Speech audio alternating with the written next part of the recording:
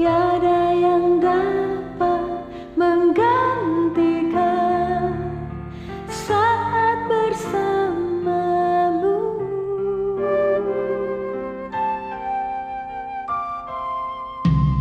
Selain kau tak ada keinginanku yang lain. Kau mata air kesukaan di dalam hatiku.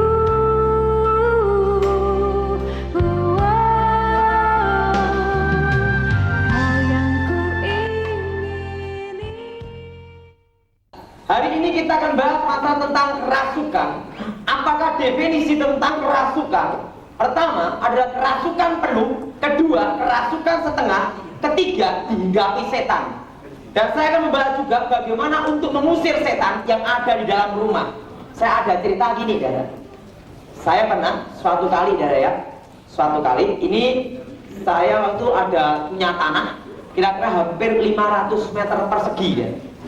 500 persegi, rencana mau tak bangun untuk tempat kerja, untuk perusahaan. Dan pada waktu mau untuk tempat kerja, waktu saya mau bangun, tanah saya dikeduk orang, diambil orang, darah. Otomatis kan saya berpikir gini, belum tak pondasi aja, tanahnya sudah diambil. Apalagi kalau tak bangun, darah, bisa copot semua kan, darah. Saya berpikir waktu itu tak bangun apa enggak? Tiba-tiba ada seorang ibu, Pak Tony, aku itu punya rumah, Pak Tony. Rumahnya tuh angker sekali. Sampai-sampai salah satu pemuka agama datang ke tempat itu ngomong apa? Ini setannya jinnya terlalu kuat. Ini rumah sial, tidak berani orangnya datang. Udah berapa kali berusaha dibeli orang, tidak ada yang berani beli, transaksi dibatalkan. Nah, waktu itu saya hanya ngomong-ngomong iseng gini, bagaimana kalau tak beli 47.500.000. Kalau mau tak beli, kalau tidak mau ya sudah. Pak, yojo ngawur Pak, bangunannya aja 110 meter, itu tanahnya sama bangunannya Pak. Sekarang bangun aja berapa Pak? Langsung saya ngomong gini, terserah kamu, ketimbang kamu ditekak setan. Katanya harus cerdik seperti ular, tulus seperti merpati. Karena dia bukan orang Kristen, saya ngomong bukan orang Kristen, darah. Karena kalau saya beli rumah ini harus ngusir setannya dulu, saya bilang gitu. Nah, kan cerdik, darah. 1 minggu kemudian dia datang ke saya, Pak, belinya aja lah, terserah. 47.500.000. Bener, saya kira itu tanahnya itu 110, bangunannya itu seperti bambu-bambu aja, darah. Saya kan nggak tahu, beli itu nggak tahu tempatnya, darah. Waktu saya kunjungi tempatnya, darah, kok tanahnya sampai full bangunan, ada tingkat atasnya gini, darah. Tapi baru separuh tingkat ini. Dan orangnya bangun, kira-kira teman saya ngomong, ini kira-kira bangun habis 50 sampai 70 juta loh. Tanahnya per meter 300 sampai 350-an, darah. Ya bener teman saya bilang gitu. Saya langsung datang ke rumah itu, kan udah tak beli, darah. Dalam nama Yesus, setan kabur, keluar kamu. Setannya kabur, besoknya harganya berubah. 1 minggu kemudian harganya 100 juta. Cuannya separuh. Sang teman saya, sini dulu. Ayo tak jadi kongsi yuk. Bisnis rumah angker. Setannya keluar, harganya naik. Ya jangan gitu, kok kita bisnis rumah angker. Teman saya kan cuannya gede, dia bilang gitu. Saya ngomong, mau mbak jual lagi enggak?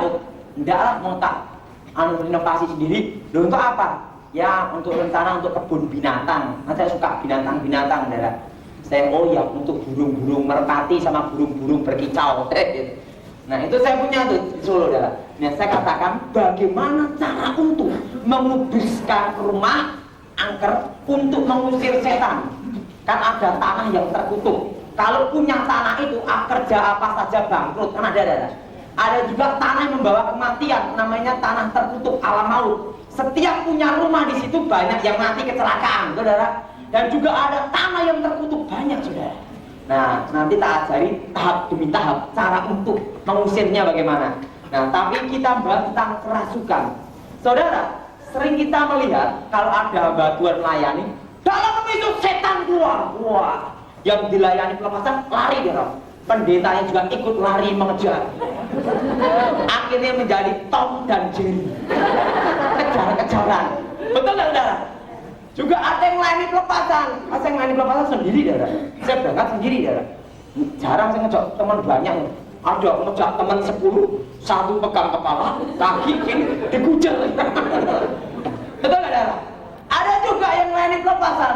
Dia tutup mata demi setan, orangnya kabur di sana. Loh, mana orangnya? Ada juga yang melayani pelepasan, saudara. Lawan jenis perempuan langsung telanjang bulat, saudara. Saya melayani gini.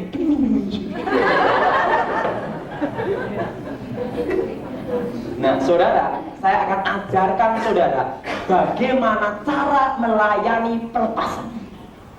Mari kita buka Alkitab kita dalam Injil Markus.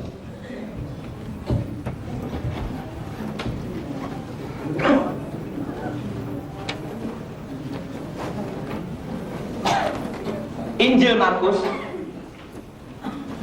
pasal 16 ayat 15 sampai dengan 20. Injil Markus pasal 16 ayat 15 sampai dengan 20. Lalu Yesus berkata kepada mereka, "Pergilah ke seluruh dunia, beritakanlah Injil kepada segala makhluk. Siapa yang percaya dan dibaptis akan diselamatkan, tetapi siapa yang tidak percaya akan dihukum." Ayat 17 sudah baca bersama-sama.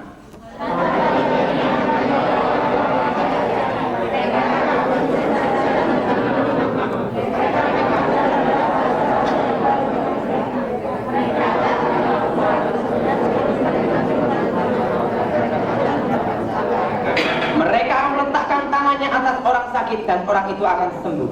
Sesudah Tuhan Yesus berbicara demikian kepada mereka, terangkatlah ia naik ke surga, lalu duduk di sebelah kanan Allah.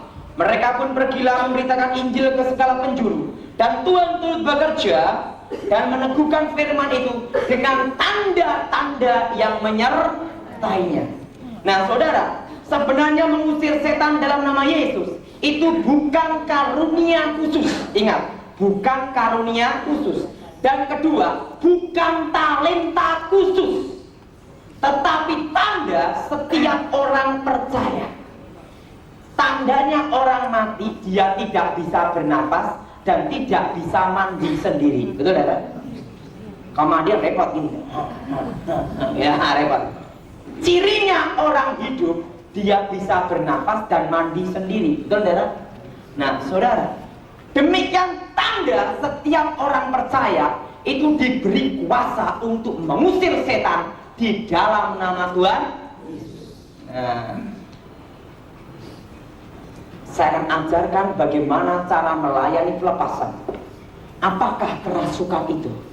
Jadi tanyakan kayak tadi, namanya kerasukan, rewangan namanya. Nah, kerasukan di mana tubuh jiwa seseorang dikuasai setan, roh manusia dibuat kayak tertidur. Jadi disebut kayak di alam mimpi. Sehingga orang kerasukan sering cerita apa? Aku tadi dibawa ini, betul tidak? Nah, apa? Roh manusianya dibuat tertidur di alam mimpi, tubuh jiwanya dikuasai setan. Orang yang kerasukan penuh, orang tersebut tidak sadar. Kerasukan itu ada 3, kerasukan penuh, kerasukan setengah, dan yang ketiga dihinggapi setan. Nah, cirinya orang kerasukan penuh, matanya itu, kalau matanya mentolo gini ya, itu kelihatan urat-urat merah-merah gini. Kalau enggak, matanya balik, kelihatan putihnya saja. Nah, dan orang yang kerasukan penuh, suaranya berubah. Kalau orangnya perempuan, kalau yang menguasai setannya itu ngomong gitu, bisa kayak suara laki-laki, sama, gitu loh. Betul kan? Jadi orang kerasukan penuh, cirinya ada, suaranya berubah. Dan bulu kuduk sini, ini loh, Kulit-kulit ini darah, ini akan kelihatan mengkorok, tahu mengkorok ya? Berdiri bulu kuduknya. Tapi bukan berdiri bulu kuduknya lihat pacarnya, bukan. Tadi ini darah, kelihatan. Matanya berubah, suaranya berubah, ininya mengkorok sudah. Dan orang yang kerasukan penuh ini, kalau setan menguasainya, satu manusia yang kerasukan ini bisa memiliki kekuatan 10 kali kekuatan manusia biasa. Nah, bagaimana cara untuk melayani pelepasannya? Saudara? Nah, waktu pertama kali saya bertobat, saya melayani Tuhan. Waktu itu saya belum diajarkan tentang pelepasan. Saya diajar Tuhan Yesus sendiri selama 2 tahun. Saya diajar omong-omong sama Tuhan Yesus 2 tahun. Saya katakan saudara ya, saya ini bersyukur sama Tuhan ya. Saya ini kena tabur tuai ya. Saya itu bertobat gara-gara nyantet si gendut Gilbert ya. Sekarang setelah saya bertobat, setiap kali khotbah kemana-mana disantet orang ya. Nah, saya tadi diberitahu Pak Sandy, dan saya beritahu ya, tadi waktu saya khotbah di sini ada yang nyantet juga Pak. Tadi ada darah Pak ya. Darah apa Pak ya? Begini kan, santet. Saya katakan sampai mulutmu dumble, gak akan mempan. Karena apa? Yesus ada dalam hidup saya dan hidup saudara. Amin. Bukan karena kita, tapi karena Yesus. Saya khotbah di Pati, itu mau disantet orang. Saya pernah cerita dari sini deh. Saya disangkut. Waktu saya seminar di Pati, ada seorang pakai kacamata hitam gini. Saya lihat siang-siang pakai ini, malam-malam juga pakai ini, dari pagi sampai sore dah. Waktu saya khotbah, Tuhan bicara sama saya, Daud, ada apa Tuhan? Ada orang di bagian belakang sendiri yang menyantet kamu. Tapi katakan, aku menyertai kamu. Saya ngomong gini, kamu yang nyantet saya dari belakang sampai mulutmu double gini, tidak akan mempan. Kenapa? Kalau terjadi sesuatu, jangan salahkan saya. Tiba-tiba dia nyantet saya mati di tempat. Saya ngomong, jangan salahkan saya, karena bukan karena saya, karena Yesus. Saya bilang gitu. Apa yang terjadi? Yang pakai kacamata itu langsung datang gini, Bapak, guru saya si tangan sakti, tidak tersebutkan namanya. Banyak orang Indonesia kenal dia. Jadi Pak Jadi tak beritahu lah ya. Itu Pak Tony nyantet Anda dari awal sampai akhir, tidak ada yang mempan. Kalau gitu tak ikut Bapak aja, jadi haleluya. Padahal di gereja itu semua tahu dah, dia muridnya orang itu dah. Langsung ngomong apa? Ngomong sama guru kamu, jangan nyantet saya. Loh kenapa? Suruh nyoba aja nyantet anak sekolah minggu. Orang yang percaya Yesus tidak bisa disantet. Anak sekolah minggu pun juga tidak bisa disantet. Amin. Apalagi kita orang dewasa yang tahu firman Tuhan, mendalami firman Tuhan lebih daripada anak sekolah minggu. Saya bilang gitu. Langsung gitu Pak ya, iya, tak ikut Bapak aja. Gitu lah, udah. Nah, dari sini saya ada santet orang, saya tahu. Kenapa? Tuhan ngomong sama saya, ada yang gini, saya diam aja. Nah, tapi Pak Jadi ada yang ngomong ya, saya baru ada yang ngirimi darah, saya tahu. Nah, saudara, tentang kerasukan, saya belajar pertama kali itu gini. Suatu malam, ada seorang yang kerasukan. Orangnya hitam legem, gondrong, badannya besar, seperti kawan saya Stanley. Gini, gondrong, dia gini, dia kerasukan, dia ngomong, haus darah manusia. Itulah, bukan darah ayam. Waktu itu dia kerasukan, megang kursinya diangkat gini, darah. Waktu itu saya gini, sebelum saya bertobat, saya punya ilmu kebal. Setelah bertobat, ilmuku hilang kabeh. Kalau aku lari, namanya hamba Tuhan. Kalau enggak lari, benjol. Itu pertama kali Pak belajar melayani pelepasan. Wah, langsung dia gini-gini. Wah, saya gini loh, keringatku tuh keluar sak grontol. Saya gini, terus terang hati saya ngomong apa? Lari tidak. Kalau lari namanya hamba Tuhan. Kalau tidak, duduk kursi. Itu baru pertama kali saya belajar melayani pelepasan, saudara. Kaki saya tiba-tiba saya mendengar suara Tuhan. Kan Yesus ngajar saya selama 2 tahun ya, bagaimana teknik pelepasan ya. Saya dikasih ayat Alkitab. Alkitab berkata apa? Ikatlah orang-orang kuat. Betul saudara? Langsung Tuhan ngomong saya, ikat dalam nama Yesus, terikat dengan kuasa Allah. Langsung cek gitu deh. Kakinya bisa gini, cek gini dah. Terusan apalagi itu? Saya juga kedor. Loh, saya pertama kali belajar teknik pelepasan. Kalau dulu saya punya ilmu ngilang, sekarang ilmunya hilang kabeh kan? Nggak bisa ngilang dan dulu punya ilmu berjalan di atas air, ilmu tembus tembok. Sekarang nggak bisa tembus tembok, natap tembok bisa. Wah, mikir ya. Begini ilmu saya gini, ilmuku sudah hilang Tuhan. Tiba-tiba Tuhan bicara lagi. Kalau setan bisa melindungi kamu walaupun sementara, apalagi aku Tuhan Allahmu yang Maha Kuasa. Nah, caranya piye ya bilang itu? Caranya bagaimana? Sang Tuhan jelaskan lagi, setan itu tidak bisa mati, betul tidak? Sering kita melayani pelepasan, dalam itu setan keluar, betul setan keluar, tiba-tiba masuk ke, misalnya yang imannya lemah, masuk sini, sini kesurupan, itu masuk ke sana, akhirnya 3 hari 3 malam melayani setan pindah. Betul tidak saudara? Betul tidak saudara? Repotnya, saya pernah saudara. Waktu saya belum tak layani, saya datang ke situ, setannya masuk ke anjing, anjingnya itu wajahnya kayak orang tua, gini besar segini, saya gini kan, waduh Tuhan, kalau setan aku nggak takut, tapi hauk ini, wah itu pernah, setan itu masuk ke hauk, muatan itu mencorong gini, menatap saya gini, mau nerekam, waktu saya diajar Tuhan, dalam nama Tuhan Yesus, terikat. Langsung gitu udah.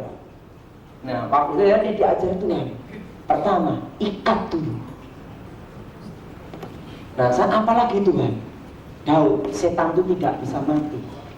Kalau kamu usir masih dengan kekuatannya, dia masih memiliki kemampuan untuk seketika pindah. Betul saudara? Apa yang harus aku lakukan Tuhan? Kedua, patahkan segala tipu musya iblis. Di dalam nama Yesus kami patahkan segala kuasa iblis.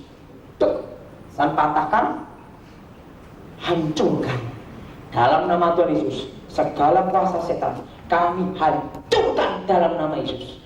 Dan yang keempat, kami usir ke luar. Waktu tak gitu kan, wingmak, kursi ini tepat mengenai deket jempol saya. Langsung saya gini, haleluya. Itu pengalaman pertama kali saya melayani pelepasan. Kenapa? Kalau saudara tidak ikat dulu dengan kuasa Allah, manifestasinya akan macam-macam. Pernah sudah ya, kalau ada orang kerasukan, waktu itu dia lari dia. Wah, saudara tidak perlu lari. Ngapain habis makan capcay, saya itu melayani pelepasan capek. Habis lagi nafsu makannya, nggak usah, nggak perlu kejar-mengejar ya. Saya ada orang selain lepasan, lari deh, wah lari deh. Saya diem gini, dalam nama Tuhan Yesus, terikat dengan kuasa Allah, datang kemari. Itik.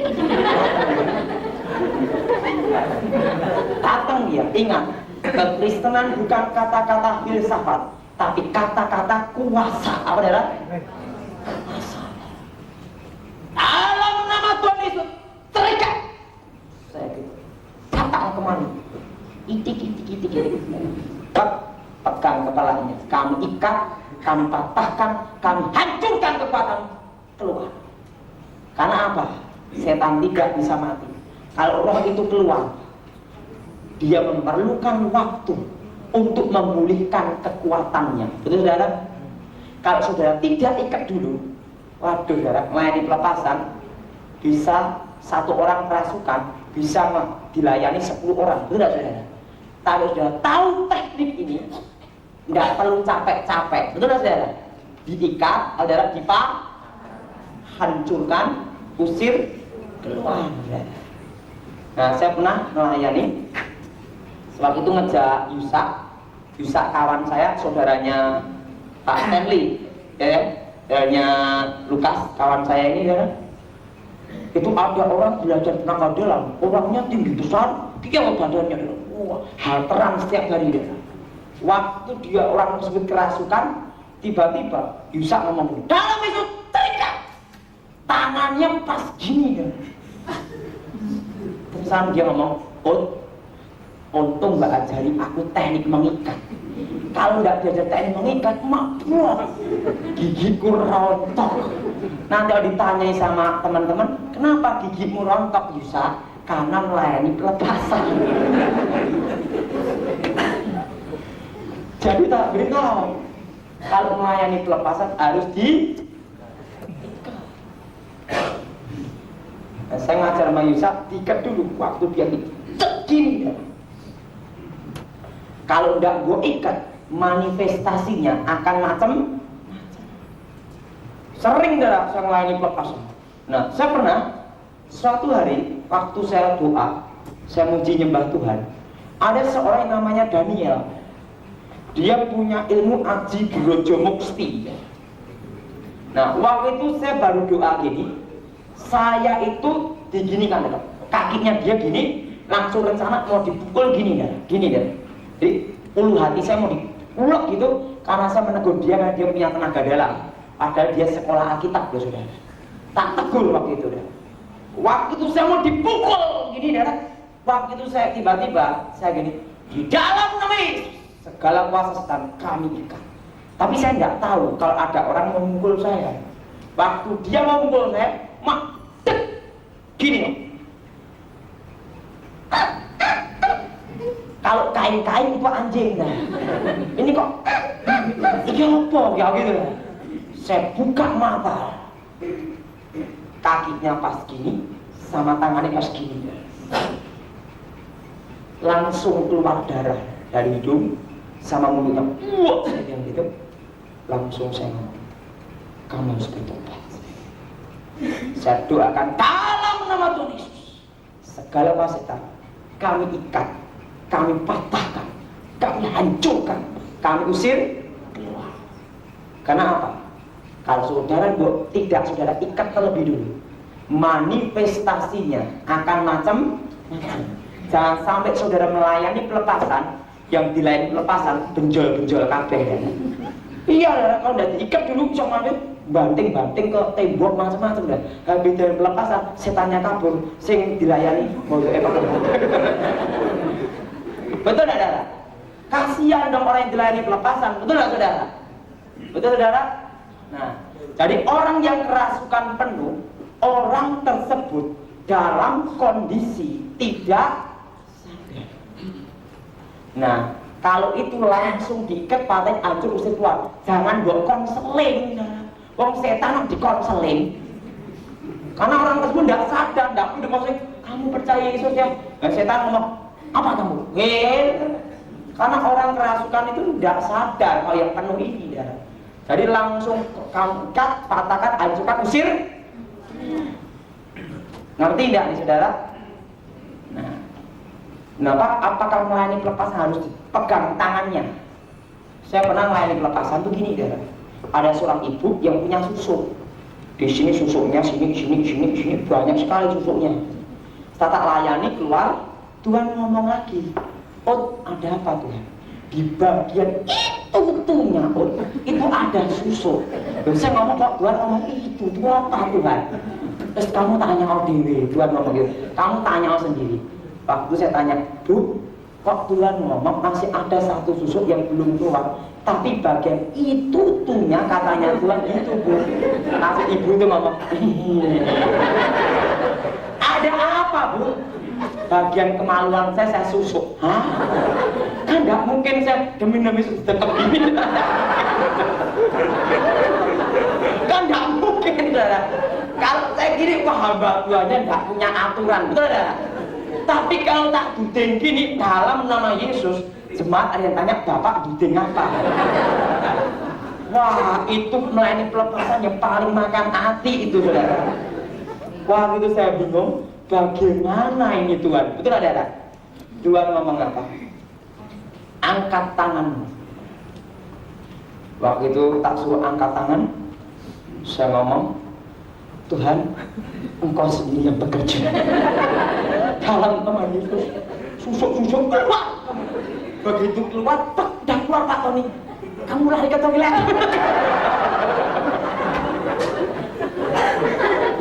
Nah, kalau orang dunia itu takut sama setan, ngomong apa? Badannya kulo, permisi setan gitu lah. Kalau kita orang percaya ngapain permisi, tengking dalam nama Yesus, amin. Nah, jadi saya dalam melayani pelepasan, jangan sekali-sekali saudara tutup mata, tapi buka mata, dan jangan terpengaruh manifestasi yang ada.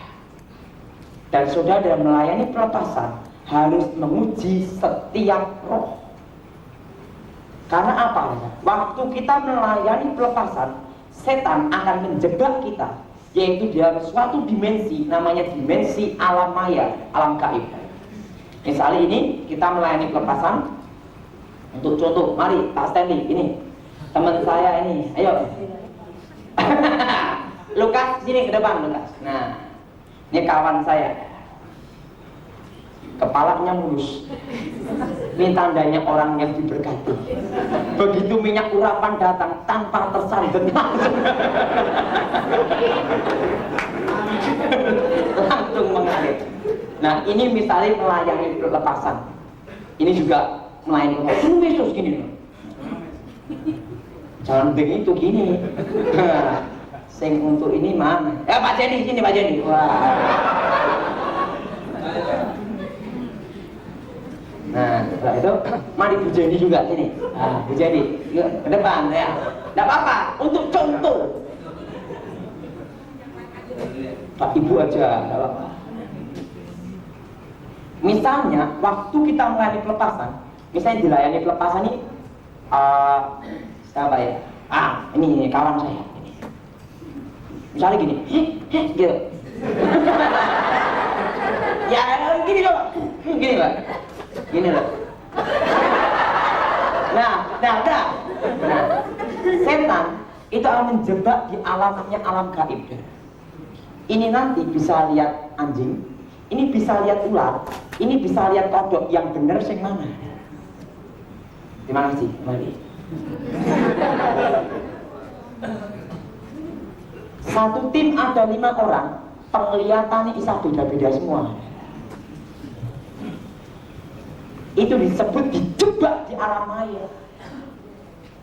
Jadi kalau melayani pelepasan harus menguji setiap penglihatan itu dari Tuhan atau bukan.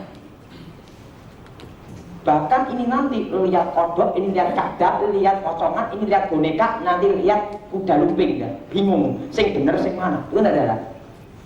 Kenapa saya bisa ngomong demikian?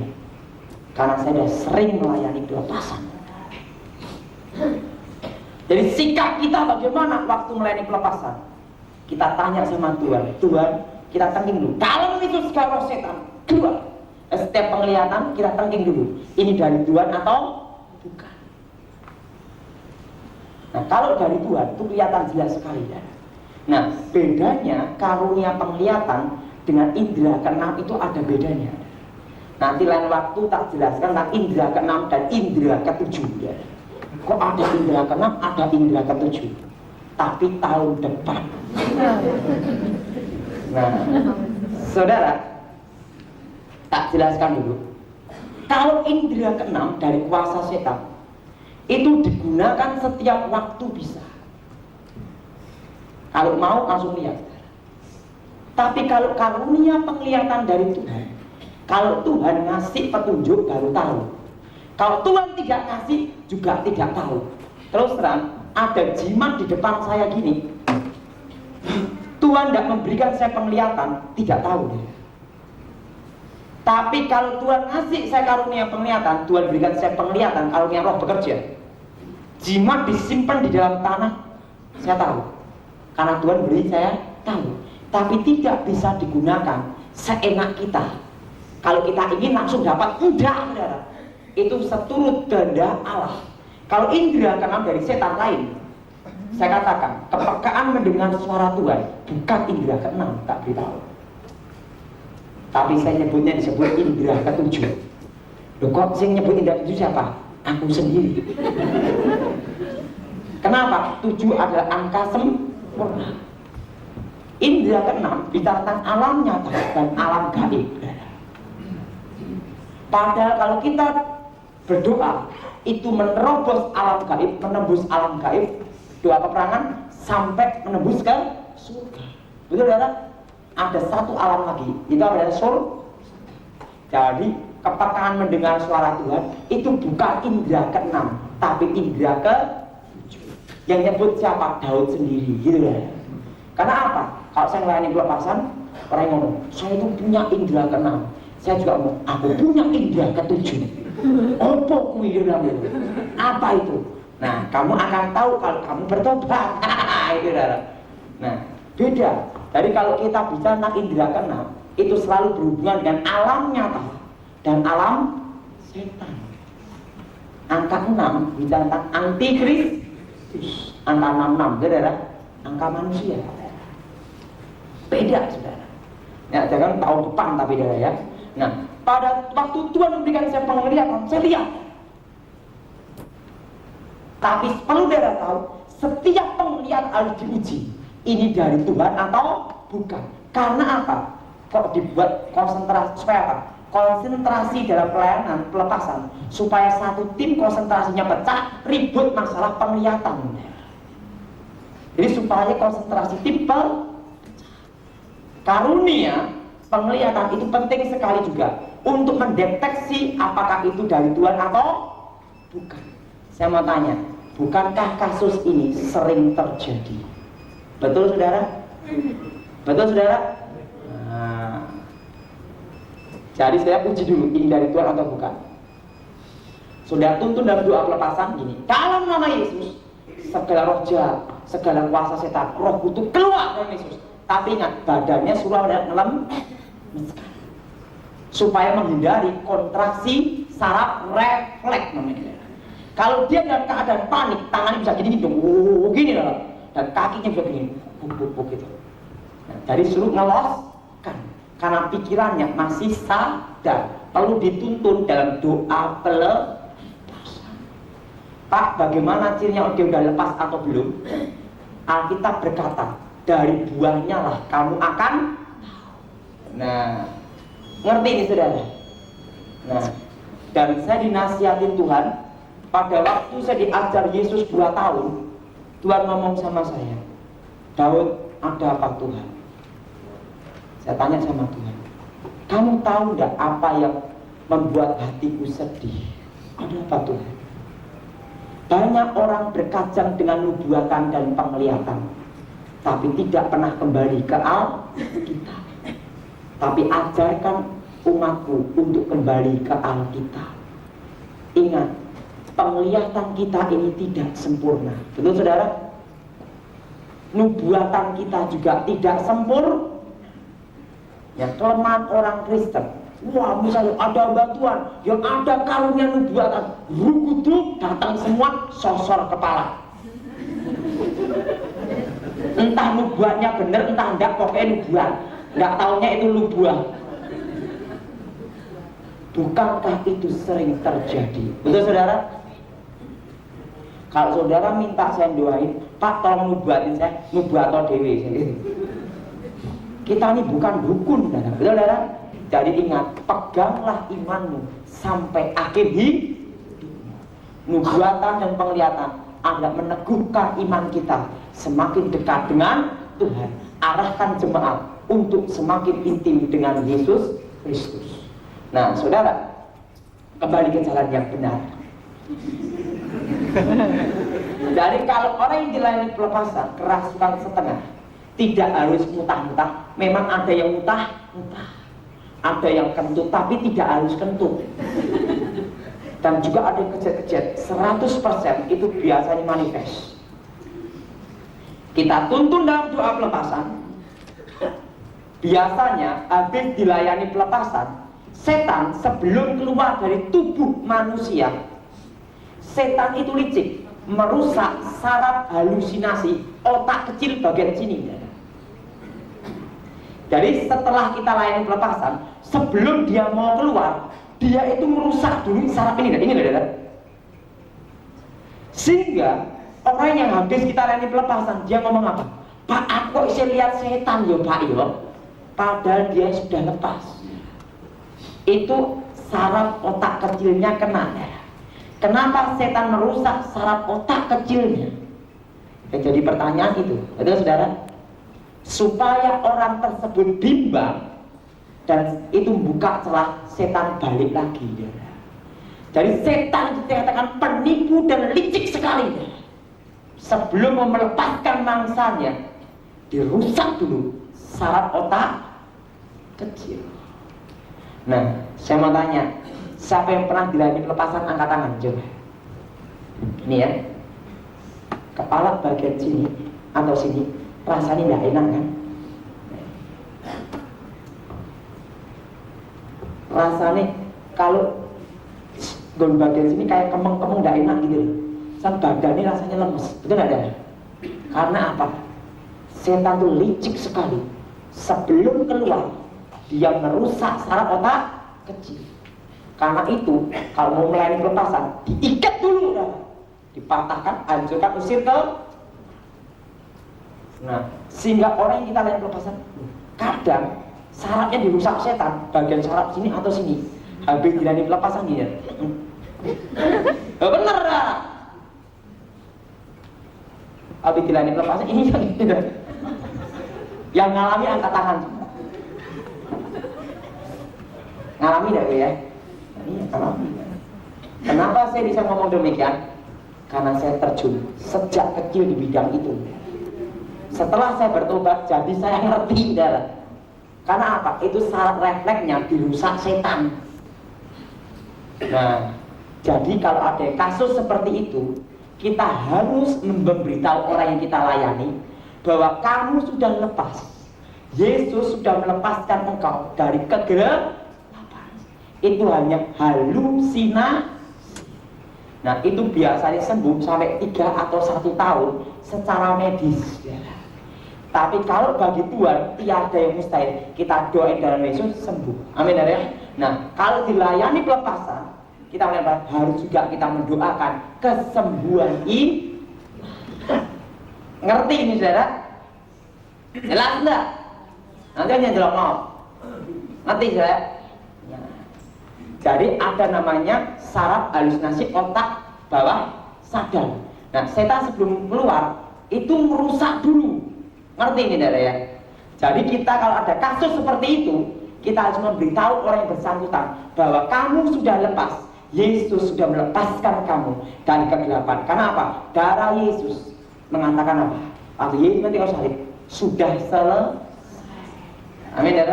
Nah, ini kebanyakan orang melayani pelepasan berulang-ulang padahal sudah lepas. Hal ini pelan-pelan, nanti orang yang pegang kabeh. Betul saudara? Hari dilayani pelepasan 1 minggu lagi, 1 minggu lagi, setiap minggu pelepasan terus saudara. Nah, jadi kita harus jelas. Ngerti nih saudara? Nah, sekarang yang ketiga, kasus dihinggapi setan.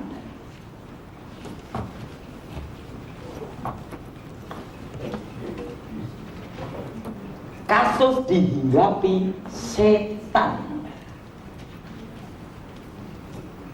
Nah, saudara, saya dibimbing, selain saya didoain pendeta Gilbert, ada yang membimbing saya, yaitu pendeta Stefanus Pinky dan Deborah Dewi. Mereka lah yang mengajari saya tentang pelepasan, dan mereka pula lah yang membimbing saya sampai saya sembuh. Ya. Ini pendeta Stefanus Pinky dan Deborah Dewi. Ya. Itu temannya Pak Gilbert juga. Ya. Nah, kalau Pak Gilbert sering ngomong yang dekor itu, gitu ya. Nah, saudara, kasus dihinggapi setan, orang tersebut dalam kesadaran, masih dalam kesadaran mutlak, pikirannya masih sadar, tubuh jiwa rohnya masih sadar, tapi setan masuk di dalam tubuhnya, mengikat jiwanya. Misalnya dukun-dukun praktek, waktu ngucapin mantra, dia sadar enggak saudara? Sadar. tapi tangannya mau gerakin sesuai perintah dari otak. Urusan tenaga dalam, gini. Sadar dari saudara? Orang bilang tenaga dalam, sadar. Ini, itu dihinggapi setan. Nah, kasus seperti itu perlu diadakan namanya konseling. Kenapa dikonseling? Karena kesadaran orang tersebut dalam kesadaran mutlak. Tahu maksud saya, saudara? Ngerti enggak? Dalam kondisi kesadaran adalah mutlak. Nah, itu perlu dikonseling. Nah, konseling memberitahu, ini kamu itu kena terikat ini, mau enggak kamu dilayani pelepasan? Tapi kalau orang tersebut nantang, yuk Pak, kita adu ilmu. Ini pernah, saudara, dan saya mengalami ini hanya sekali, dua kali, berapa kali, saudara. Waktu ada seorang dukun di Jawa Tengah, namanya Pak Bartok. Dia ngomong, bisa nggak kita uji? Oke, saya gitu. Dia tatap mata saya tatap matanya dia. 1 jam. Ini wedang teh manis, ini kacang sama roti. Saya makan kacang begini dah. Dia juga natap saya juga natap matanya dia. 1 jam. Saat dia tertunduk gini, aku ngaku kalah. Waktu dia ngaku kalah, tak layani pelepasan, bertobat. Nah, jenis ini 95% pasti ada manifestasi. Tapi 5% ada yang tanpa manifest. Di lain pelepasan tidak ada manifestasi. Ada itu 5%. Tapi 95% kebanyakan manifestasi. Ada di dalam pelayanan pelepasan yang tidak ada namanya manifestasi. Tapi itu sedikit, jarang ya. Itu 5% aja. Nah, itu perlu dikonseling karena orang tersebut dalam kesadaran pikirannya masih sadar secara mutlak. Ngerti ini, saudara? Ngerti ini, saudara? Jelas, saudara? Jadi konseling ini. Nah, kenapa tatap mata dengan mata? Ini bukan doktrin. Ini bukan doktrin, saudara. Mata. Kalau di dalam peperangan antar dukun, itu mata dengan mata gini. Siapa yang tertunduk kalah. Nah, saya pun juga gitu. Kalau saya menatap mata dengan mata gini deh. Tapi tidak mungkin ini. Biasa aja. Kalau ada makanan ya tak makan. Tatap biasa aja. Dengan anggun dan mempesona. Nanti kalau dia tunduk, blek, kalah. Saya melayani pelepasan 8 dukun bertobat, saudara. Termasuk kepala adat yang ada di Kalimantan, saudara. Tatap mata. Karena apa? Roh yang ada di dalam diri kita lebih jelas nih, saudara. Jadi kasus seperti ini harus dikonseling. Karena orang tersebut kesadarannya masih mutlak. Nah, jelas ini.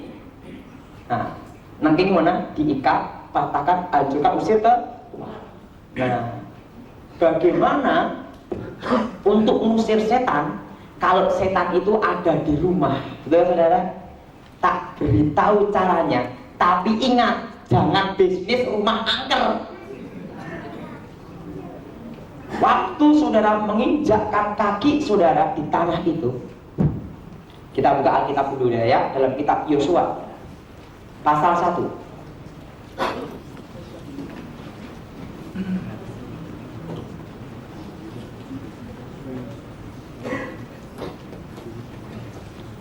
Kitab Yosua pasal 1.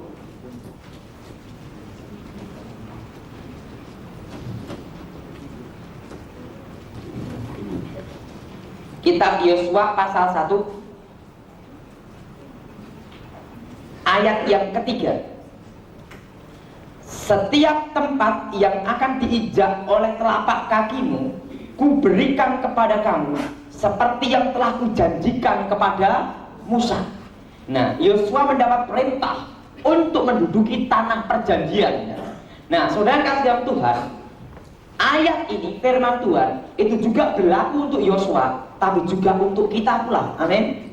Nah, kalau saudara menginjak suatu tanah yang disebut tanah terkutuk, apakah tanah terkutuk itu? Kalau tanah yang pernah terjadi pembunuhan atau bunuh diri, tanah itu dimasukin setan. Itu disebut tanah terkutuk. Kalau ada suatu tanah ditanami kepala kerbau atau ditanami pusaka, roh-roh jahat itu disebut tanah terkutuk. Biasanya yang punya tanah seperti itu, rumah tangga hancur. Kedua, terjadi percekcokan setiap hari ya. Bahkan ada yang kematian, ada anak yang mati atau siapa yang mati, dan ada namanya kebangkrutan, saudara. Nah, bagaimana cara untuk menaklukkan iblis di situ? Waktu dia menginjakkan kaki saudara di tanah itu atau rumah kontrakan, injak, Tuhan, Engkau sudah memberikan aku kemenangan. Amin. Firman-Mu mengatakan dalam kitab Yosua, yang diinjak kakimu, kuberikan kepada. Dan Tuhan, ini bukan doktrin, hanya pengalaman saya, saudara. Engkau telah memberikan aku kemenangan, dan Engkau percayakan ini menjadi milikku, dan ini adalah milikmu Tuhan. Di dalam nama Tuhan Yesus, hai roh-roh jahat, setan-setan yang ada di dalam tanah ini, aku berkata kepadamu, kalau saya sering mengucapkan ayat Alkitab ini, setiap lutut harus bertelut, setiap lidah harus mengaku Yesus Kristus adalah Tuhan. Di dalam nama Tuhan Yesus, segala kuasa setan, segala kuasa iblis, kami ikat, kami patahkan kuasamu, kami hancurkan, keluar dari rumah ini. Dan segala perjanjian-perjanjian dengan iblis, ada tanah perjanjian dengan iblis ya, kami batalkan dengan kuasa darah Yesus. Dan di dalam nama Yesus, segala roh kutub, roh jahat, roh mantra, roh kegelapan keluar atas tanah ini. Tanah yang terkutuk ini diubah Allah menjadi berkat. Amin ya kan? Tanah yang terkutuk ini diubah Allah menjadi adalah berkat dalam nama Yesus. Nah, nanti setelah itu rumah. Di dalam nama Tuhan Yesus, segala kuasa-kuasa setan yang ada di rumah ini, di atmosfer rumah ini, aku berkata kepadamu, setiap lutut harus bertelut, setiap lidah harus mengaku bahwa Yesus Kristus adalah Tuhan. Di dalam nama Tuhan Yesus, segala kuasa setan, segala kuasa iblis, segala roh-roh jahat, kami ikat, kami patahkan, kami hancurkan, kami usir keluar dalam nama Yesus. Dan darah Yesus menguduskan rumah ini, terpercik atas pintu-pintu rumah ini, dan seluruh rumah ini dikuduskan menjadi milik Tuhan Yesus. Dan rumah ini Tuhan, Engkau sucikan dengan kuasa darah Yesus. Ingat, angkat pujian, menyembah Tuhan dulu, baru ditengking. Kalau yang dapat karunia berbahasa terlebih dulu, baru ditengking dalam nama Yesus. Nah Pak, nanti kalau keluar pindah kemana, itu bukan urusan saudara. Penting dia kabur. Nah, setelah itu saudara, bagaimana Pak Daud kalau minyak urapan? Banyak orang itu, aduh repot, salah pengertian tentang minyak urapan. Wah, kalau minyak urapan harus didoain. Wah, misalnya Pak Stanley, didoain Pak Stanley Tandaki, Gunawan Gudul tapi menawan. Wah, akhirnya semua datang ke Pak Stanley didoain sebagai minyak. Enggak. Minyak urapan, saudara bisa mendoakan sendiri. Saudara adalah imam-imam Allah. Amin ya. Engkaulah imamat rajani. Amin ya. Saudara bukan hanya anak tapi juga hamba. Bukan hanya hamba tapi anak raja. Amin ya. Saudara semua diberi kuasa. Pada saat memuji dan menyembah Tuhan, sering tangan dan kepala tubuh bergetar, bergoncang-goncang, bahkan kadang-kadang melompat-lompat kayak kodok. Apakah itu juga dihinggapi setan? Sekarang ada orang lompat-lompat, apa itu harus kerasukan? Belum tentu dah. Ada orang manifestasi Roh Kudus, tetapi dia itu ada kedagingannya, sehingga pada waktu ada manifestasi Roh Kudus dia gemeter gini, atau berubah demikian firman Tuhan. Sebenarnya Tuhan itu tertib, tapi kadang kemanusiaan seseorang itu terbawa-bawa. Saking senengnya tangannya gini-gini ya. Tidak apa-apa, tapi ingat, itu bisa jadi batu sandungan. Ekstrim namanya. Ekstrim belum tentu sesat. Ekstrim belum tentu adalah sesat, tapi ekstrim bisa membuat batu sandungan. Saya mau tanya, apa Roh Kudus itu membuat sandungan bagi umatnya adalah Allah itu tertib adanya. Nah, suatu kali saya pernah kali khotbah di suatu gereja. Kalau saya khotbah, saya gini, saudara, Allah itu Tuhan melawan. Pak dia, rebah. Harus gini, rebah. Ini ada apa Tuhan? Tuhan ngomong sama saya, oh di sini ada tradisi rebah. Wah, ini ya. Nah, bagaimana Tuhan? Nah, mereka suruh maju, angkat tangan semua. Tapi beritahu, oh, jangan ada yang nampani bagian belakang. Oh, benar juga Tuhan. Nah, itu adalah benar juga Tuhan. Saya ngomong gini, Bapak, Ibu, saudara yang maju ke depan, saya beritahu di bagian belakang saudara tidak ada yang megangi. Kalau itu memang dari Tuhan, tidak benjol. Tapi kalau bukan dari Tuhan, jangan salahkan saya, melentung. Waktu itu saya pas gini, haleluya, gini. Mereka semua gini ya.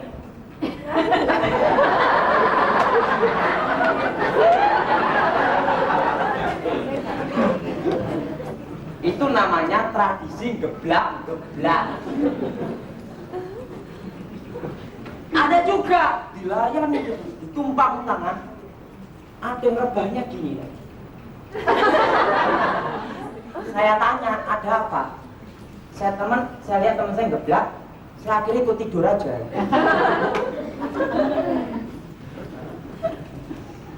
Nah, saudara, jadi saya pun juga pernah mengalami, bagaimana melayani pelepasan. Ada orang yang geblak karena zaman Roh Kudus, tapi juga ada orang yang geblak kerasukan setan. Jadi saudara harus melihat dulu kasusnya apa, jelas saudara. Nah, apakah Pak Daud pernah ada yang geblak? Pernah. Itu gini. Suatu kali saya diundang khotbah di Jember. Saya diberitahu nanti Bapak habis khotbah langsung pergi, nanti di pastori makan dulu, langsung cabut khotbah lagi gitu. Oke, saya gitu. Saya khotbah di Jember. Waktu saya khotbah, Tuhan ngomong gini, aku mau melawat tempat ini. Tuhan, tapi kalau aku tumpang tangan, aku harus khotbah tempat lain. Nanti aku makan dulu ya Tuhan. Bagaimana Tuhan? Nah, kalau engkau lawat ya urusanmu ya Tuhan. Saya gitu ya. Nah, mereka kan ada yang duduk, ada yang berdiri ya. Pendetanya gini. Saya ngomong, saya sampaikan suara Tuhan. Tuhan melawat saudara, angkat tangan semua, duduk sama yang berdiri.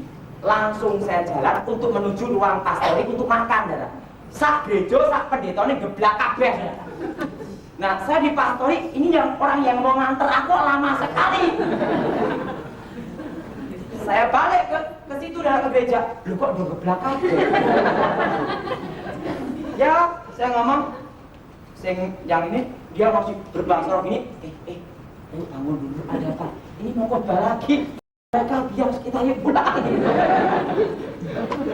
Jadi orang rebah atau enggak geblak, atau rebah atau tidak, penting dia bertobat. Apa artinya geblak kalau dia tidak bertobat? Betul saudara?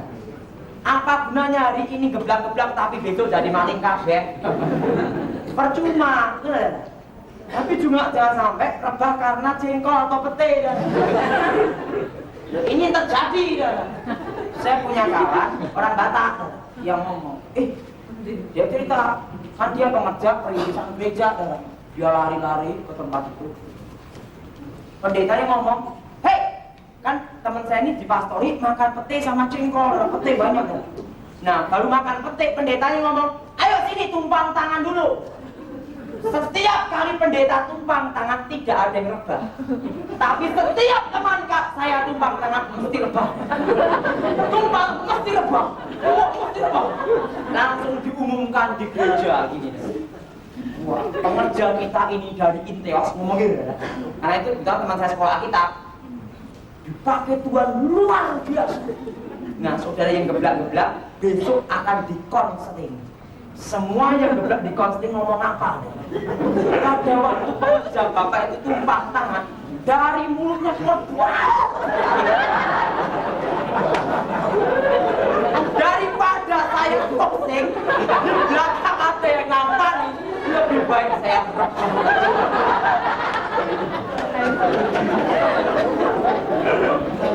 Itu namanya rebah dalam pete. Itu ada. Dan juga lagi, saya tuh tidak suka ya ada pendeta bawa itu kepala langsung, kepala disurung gitu. Jangan disurung, tepang sisan. Betul nggak saudara? Jangan kedagingan. Roh Kudus kalau melawan tidak perlu jemur-jemur kayak gitu. Cukup angkat tangan Tuhan lawan, betul nggak saudara? Nah, kenapa adalah papa saya itu kan dia ikut kebaktian KKR. Papa saya itu belum dapat karunia bahasa roh dan nggak pernah geblak. Nah, setiap kali pendeta itu tumpangan geblak. Nah, papa saya maju ke depan pengen nyoba. Nah, papa saya begitu maju ke depan langsung ditekan gini. Papa saya orangnya pendek gini. Nah, papa saya ini dalam waktu itu papa saya ngomong gini, ini kok aku sungkan ya? Dan dia gini, kan? Dia gini. Nah, ada yang ngapain bagian belakang? Papa saya suruh rebah gini, tapi perutnya gini. Nah, mama saya gini, waduh, tapi muut dijamak Roh Kudus. Karunia bahasa roh. Dan setelah bangun ditanyain sama mama saya, pendetanya dipakai Tuhan ya Bi. Tapi saya ngomong apa? Aku tuh geblak amat go pekewo. Bapak iso mangap gini, aku angok, kantor. Nggak perlu lah digini-giniin. Nggak perlu didorong-dorong, saudara. Kalau kuasa Tuhan yang bekerja, jangan didorong-dorong lah. Itu bisa membuat jadi batu Saya katakan Roh Kudus itu tertib, Pak. Kalau seseorang dipakai bernubuat pasti tertib. Memang ada roh sukacita, ketawa, memang ada. Allah bisa membuat orang menangis, tapi Allah tidak bisa membuat orang ketawa, tapi tertib. Bukannya di gereja ketawa, setelah itu nih mal-mal ketawa.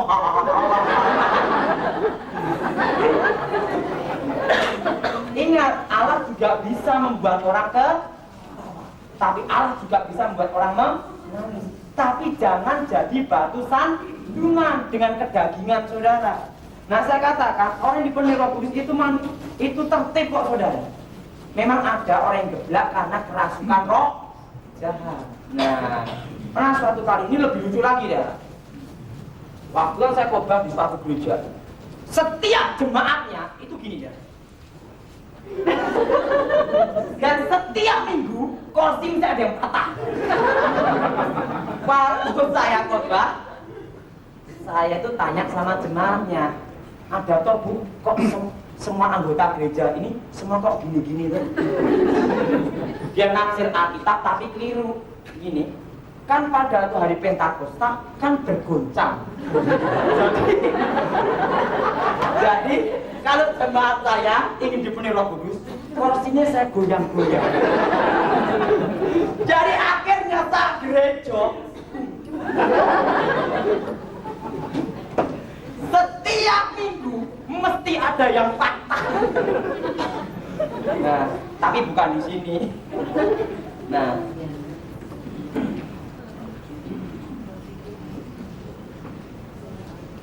saya pernah ke suatu tempat nanya Pak Abdul, dari perut keluar batu, daging, semurnya bisa dibawa pulang.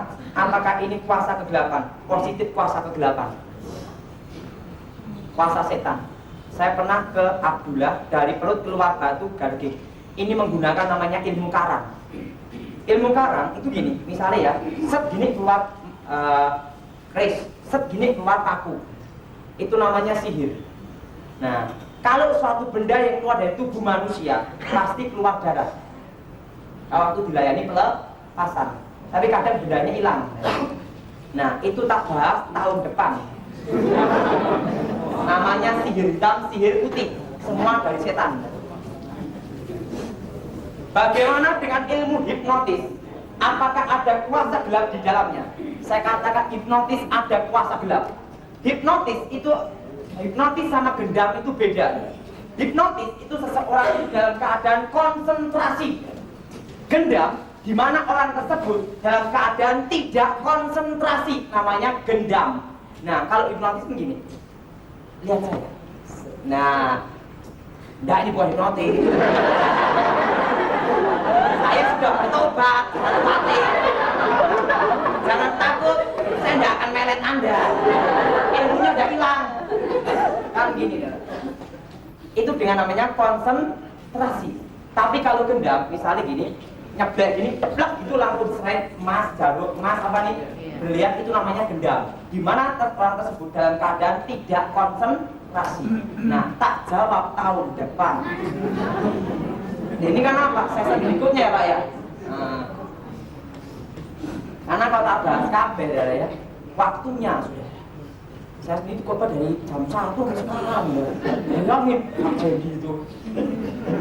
Apakah orang-orang atau jiwa-jiwa orang mati yang berada di alam maut dapat diutus oleh setan-setan untuk menyesatkan orang yang masih hidup? Tidak bisa.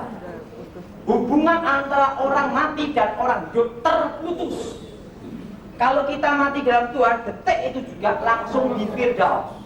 Tapi kalau orang yang di luar Tuhan, detik juga langsung di dunia orang mati yang disebut terowongan alam kematian.